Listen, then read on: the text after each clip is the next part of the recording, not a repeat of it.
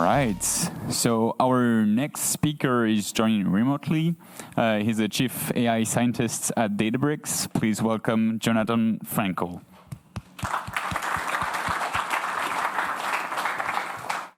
Awesome. So thank you so much for having me. It's really exciting to be here. I'm sorry I can't join you in person, but you're getting a brand new, fresh talk based on brand new results that literally were just released yesterday.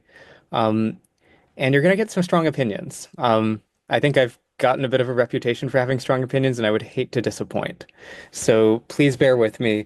The one other thing I'll say is, and for the host, this is an FYI for you. If someone has a really, really, really strong opinion in response and wants to chime in and yell at me, please let them do that. Please, please, please enable people to yell back at me. It's no fun otherwise. So I'm going to talk today about making AI real. It's going to be a little bit reflection and kind of thoughts, and then some concrete technical results. This is what's on my mind as of exactly this moment with new results and just my opinions on the space. So I think there's an easy place to start here. We've made big promises about AI lately, and there's some specific people in particular who have been saying things that, there's certain people who have bigger platforms who are saying these things, but I think for any of us in the AI community, we're hearing things like this from our friends, from our colleagues, not just from people like Sam Altman and Dario and Jensen and what have you. And I'm saying the word we here. I've tried not to say these things, but we as a research community, like we collectively own these statements in the eyes of the general public, the world, our customers, the people who are trying to put AI into practice, enterprises, users, the open source community, everyone. Nobody's distinguishing between, Jonathan Frankle and, anybody else who's here. We jointly own these statements. And we've made some really big promises. And those promises have been like people have placed bets on those promises. They've placed bets in terms of GPU manufacturing, in terms of people willing to start companies on the chance that this is true, people spending money at companies, companies making huge capital investment, venture capitalists investing.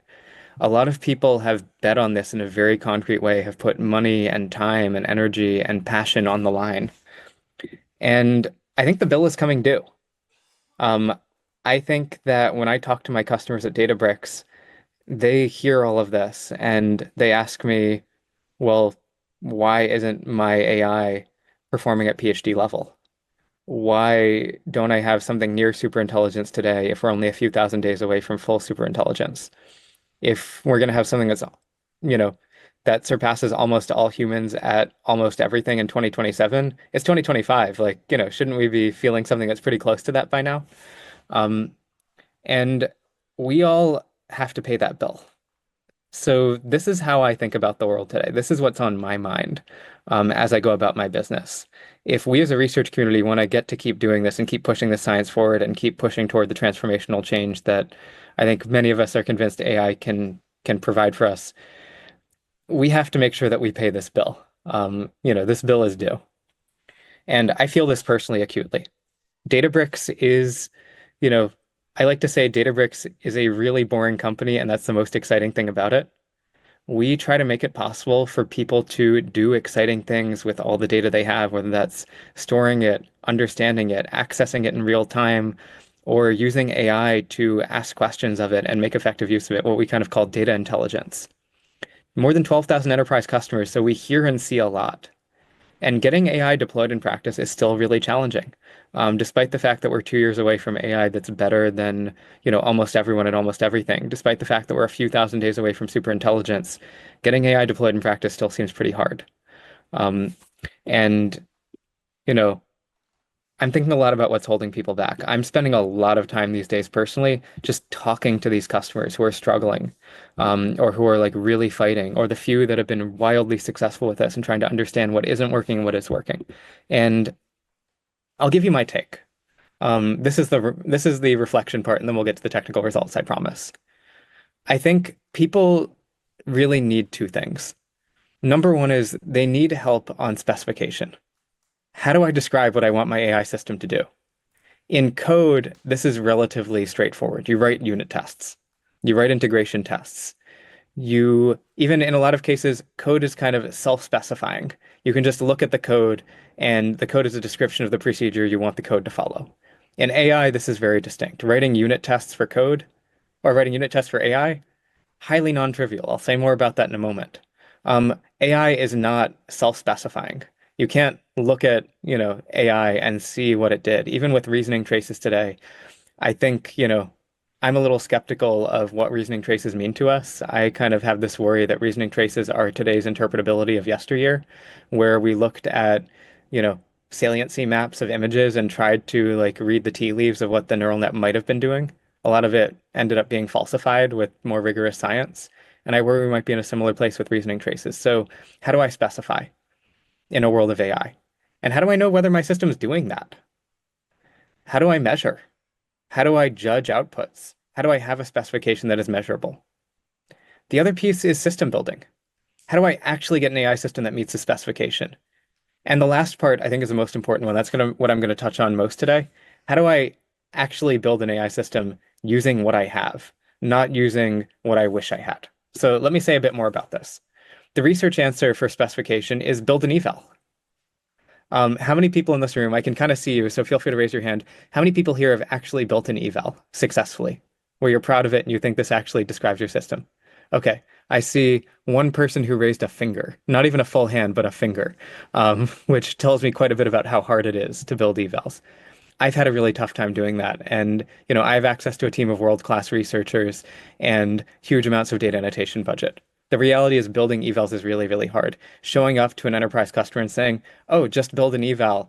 Why didn't you do that? That's blaming the customer for something that is really difficult for them to do, something that is still befuddling the research community, befuddling an audience of people in this, who are watching this presentation right now, who are not exactly average. You're showing up to this event. You are not exactly the average person following AI. The startup answer is use AI to build evals. Just build an AI builder. The reality is building evals is still really, really hard. I've yet to see an eval builder that has really comprehensively solved this problem for more than one person. I think I have some other opinions on this, but that's a separate talk. But I think we're trying to prematurely optimize here. Okay, how do I know whether it's doing that? The answer is run the eval. I'll keep coming back to the reality. Building evals is really, really, really hard.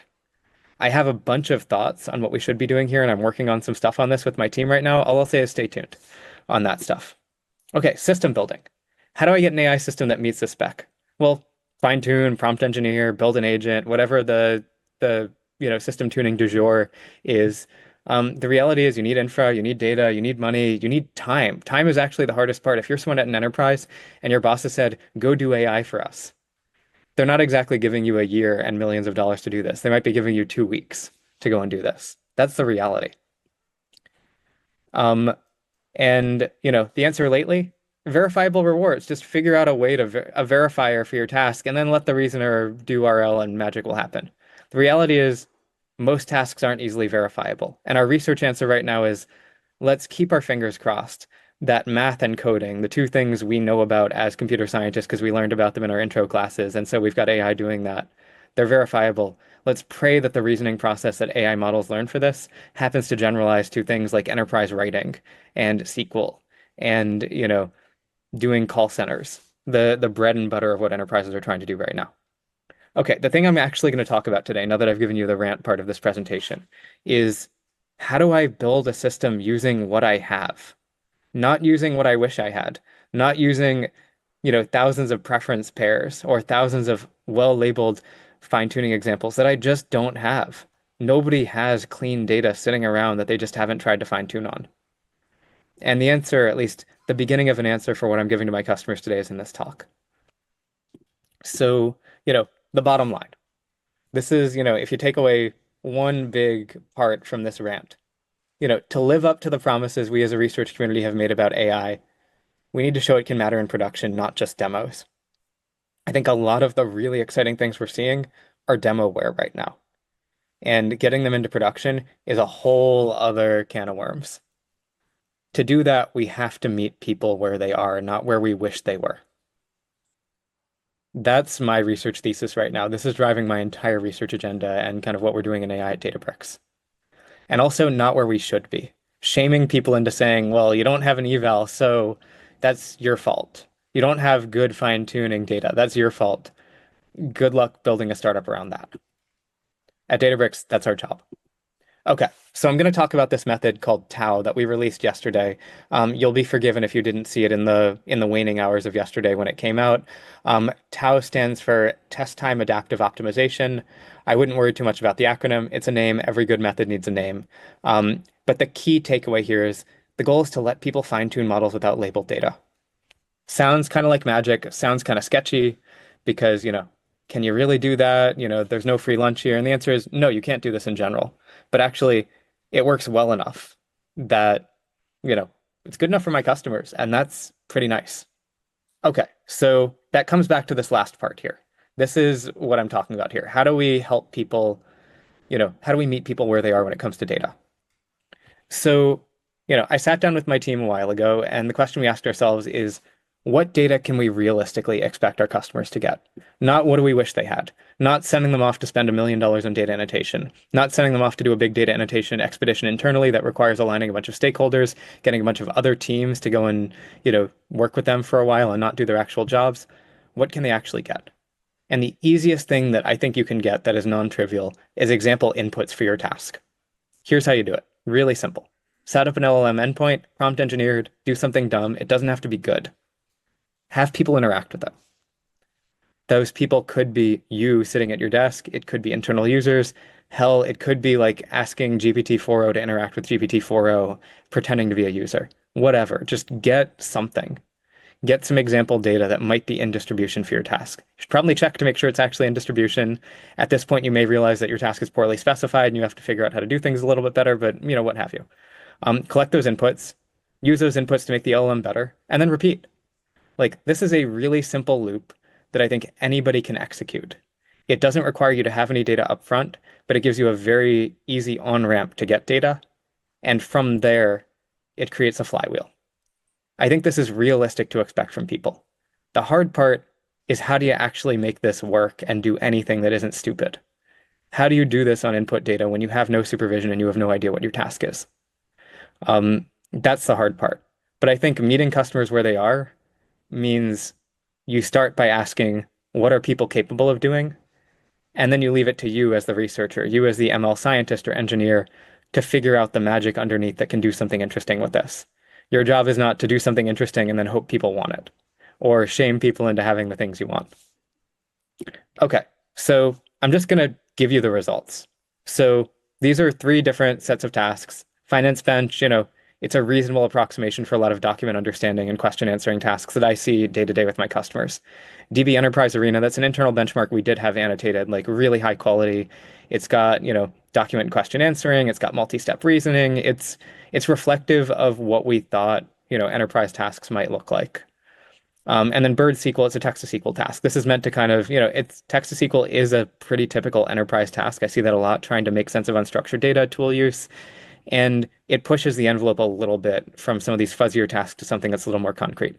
What I'm showing you, the leftmost bar in red here, that's Llama 3.18b. The 3 bars on the right are, 3 popular OpenAI models, just so you have some context here for how well different things are doing in the task. Finance Bench, once you get into the low to mid 80s, you're kind of saturated. Bird SQL, once you get into the high 50s to 60, you're kind of saturated. DB Enterprise Arena is actually not very saturated. It's nice having an in-house benchmark that's hard. I'm also going to show you supervised fine-tuning. This is what you get if you do SFT. Every single one of these tasks, we actually have pretty good labeled data sets, on the order of thousands of examples with labels that were collected at least in the same way as the eval set. We'll get back to whether these labels are actually good in a moment, but bear with me. This is supervised fine-tuning. This is TAO, which requires no labels. All we did was we took the same inputs that came with the training set, and we just left out the labels.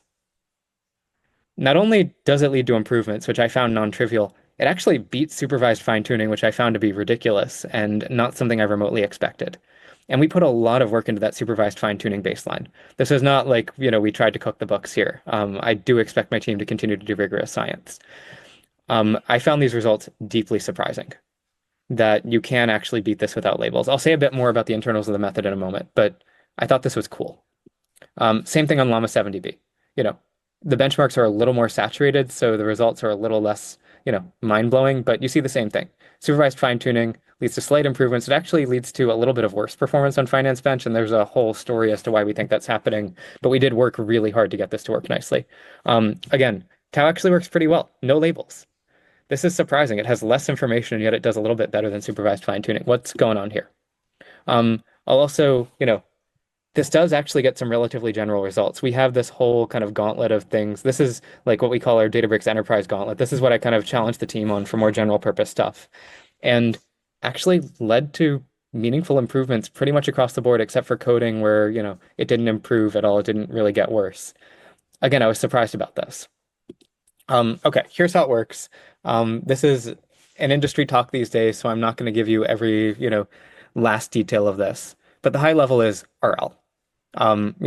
Use RL. And you have the LLM generate a bunch of responses for every given input. You score the responses, pick the best ones, pick the worst ones by some metric. And how that metric works is, it could be anything from a verifier to rules. In our case, we built a reward model for enterprise tasks. We call it DBRM, not open source, just available in-house. But we spent a lot of time and care curating pairwise preference data, both, human and synthetic, on specifically enterprise tasks. And the thing that kind of shocked me was it actually worked reasonably well across tasks. I figured this was going to have to be really, really bespoke per task, and we're going to have to ask our customers to give us some preference data or something that we could use to fine-tune the reward model per task. Didn't actually end up being necessary. Then you do some RL, you get a trained LLM, and you can just rinse and repeat this process.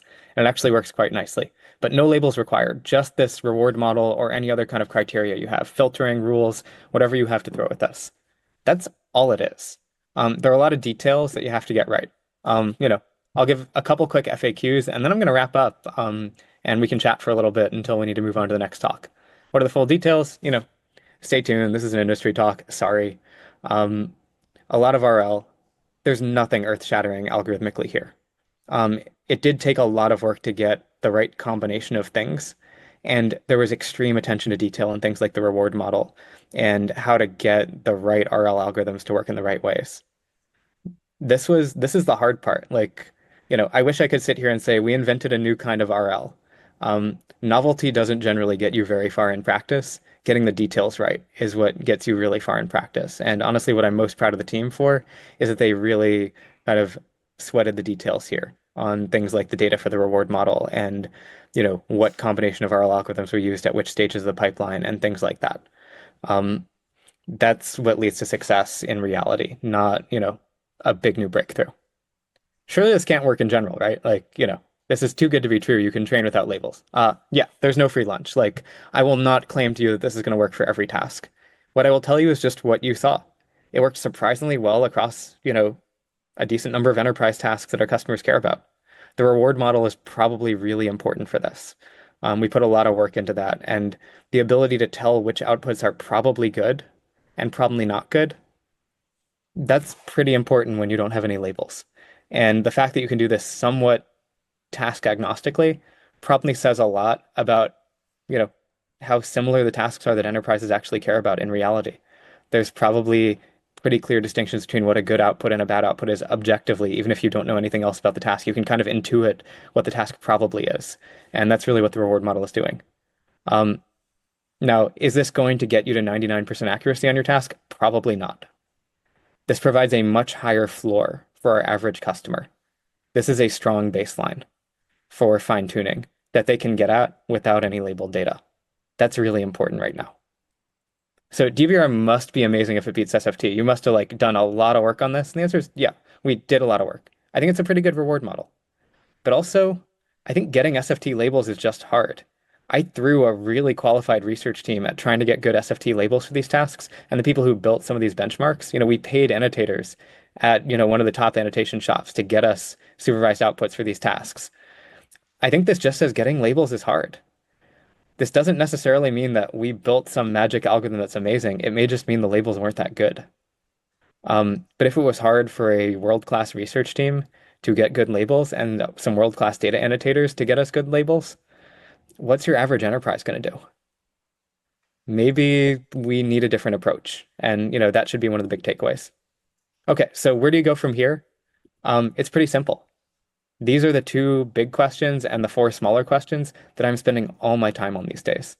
If we can't solve these questions, nobody's going to actually use this stuff in production.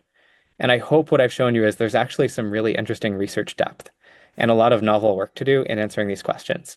But the important part is it doesn't start from saying, here's a cool technology I can build. It starts from asking, what do people need? It's a product question that leads to a research question, not a research innovation that leads to a product. I think that's really important, and it's a bit of a mind shift for at least people who come from my academic world in terms of how we think about this and how we make AI successful. I don't think coolness is going to be what gets us here. I don't think it's going to be mind-bending algorithmic innovation. I think it's going to be thinking really hard about how people are approaching this problem and what they bring to the table and making them successful at doing that. And I hope this is one little anecdote about that. With that, I'm going to stop. I don't know if we have time for questions, but thank you for having me.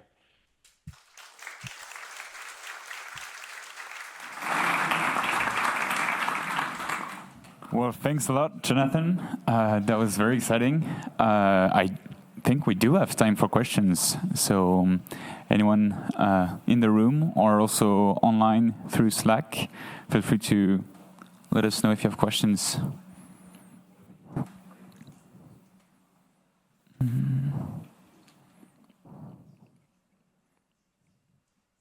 Yeah. Thanks very much. Great talk. And I think it's something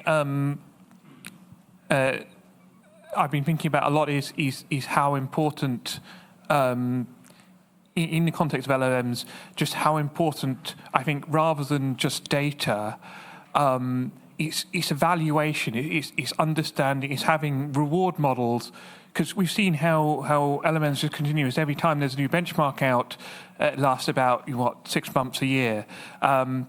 But there's things that are easy to optimize, and there are things that are hard to optimize. And it's often the things that are hard to optimize where I think is a lot of what you're getting at. Is it seems like they're the real things that actually are what are solving the hard problems. Yeah, I think that's exactly right. Like, let me see, I'm trying to think the right way to put it. I think it comes back to specification. Like there's a whole separate talk I could give and a whole separate conversation we could have about what a specification for an AI system should look like. And I was very careful not to say eval, but instead specification, because I think specifications can take a wide variety of forms, and an eval is one very specific, very concrete, very high, or very demanding way of specifying an AI system. But there are lots of other ways of doing it. Much like when we build software, we have, unit tests, integration tests, assertions. We do fuzzing. There's a lot of other stuff we do to help specify the behavior we want out of a system. I think the same is true for AI, and we need to be a little more creative about what a specification looks like, how we make a specification measurable in ways that go beyond explicitly having an eval set. And honestly, I spend a lot of time these days with user experience researchers and product managers asking, like, what are the ways that we can get a user to express what they want out of an AI system that are easiest for the user and most informative for us? And then it's on us as scientists to take these informative specifications and make them, clear enough that we can actually measure against them or evaluate a system to see how well it adheres to a specification. But I think we should be generalizing our idea of eval to specification. And I think you framed that really well.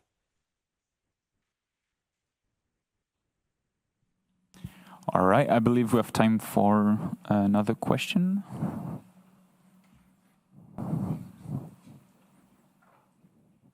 All right. So you mentioned that this technique shouldn't be expected to work wonders and work in general, but I was curious about where you think the next exciting application of it might be, even one that might be a little bit more in the research direction. Is there a task that you'd love to try this on and you might see some interesting results, or what goes next for this, do you think, maybe more in an academic direction? Yeah, it's a great question. So right now, I'm really curious. I'm going to not quite answer your question, but I'll give you something else that I'm thinking about a lot. We have spent a lot of time in the past, 3 to 6 months, which is a long time in the AI world, talking about verifiable rewards and doing RL. And we have found precisely two tasks where there are verifiable rewards, coding and math. The question I'd like to see answered personally is how verifiable do verifiers need to be for existing methods to work and allow us to make progress on a task?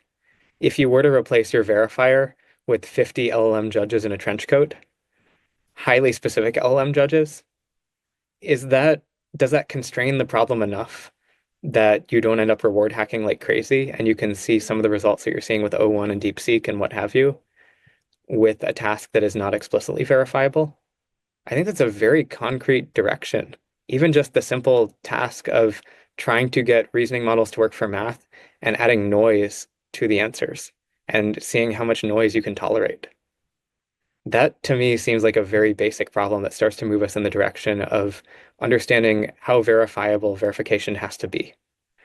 If the answer is it must be explicitly verifiable in the way that coding and math are, then I don't think these methods are going to be that useful in practice unless reasoning happens to generalize really well from those tasks naturally in the model. If you can actually get pretty far in using 50 LLM judges in a trench coat, well-specified LLM judges and well-calibrated, but 50 LLM judges nonetheless, and something that is not explicitly verifiable and is potentially hackable, but you can still get that to work, then I think we have, potential breakthroughs on our hands for a lot of customers. But I haven't really seen that question explored very much, at least in the academic world. And, the academic world is a very narrow place these days. But I would love to see the answer to that, because that, to me, will tell us whether these reasoning models are going to matter or not. All right, thank you. That was very insightful. Thanks again for joining us.